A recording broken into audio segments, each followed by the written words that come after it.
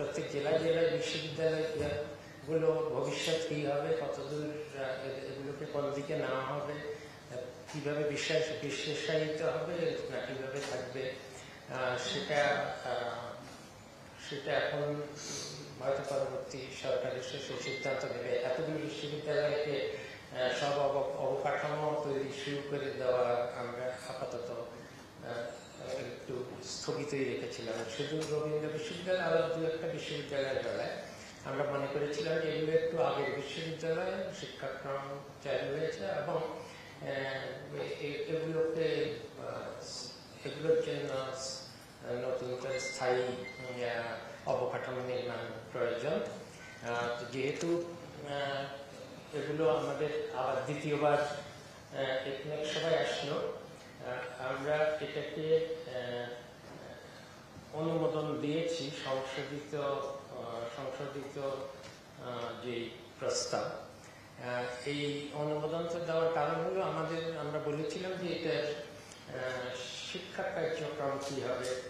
এটা যেহেতু আমরা একটা স্থায়ী ক্যাম্পাসের অনুমোদনও দেব, কাজেই এটা দীর্ঘমেয়াদে তাদের আসলে কি করতে চায়, কতদূর বড় হবে, ছাত্র সংখ্যা কি হবে, এটা রবীন্দ্রনাথ নামের বিশ্ববিদ্যালয় হলে তাহলে তো এর কিছু বৈশিষ্ট্য থাকতে হবে।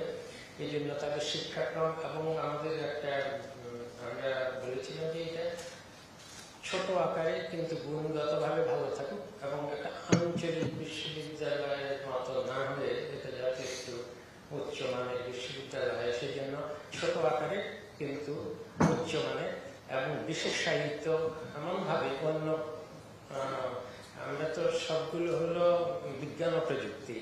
এটা বিজ্ঞান ও প্রযুক্তির বেলায় ফলিত বিজ্ঞান, কি করে মাছের চাষ হবে, কি করে ফলে উন্নত মানের অন্যান্য ফলিত কৃষি গবেষণা, এগুলোর দিকে যেমন হোক, আরেকদিকে ফাইন আর্টস।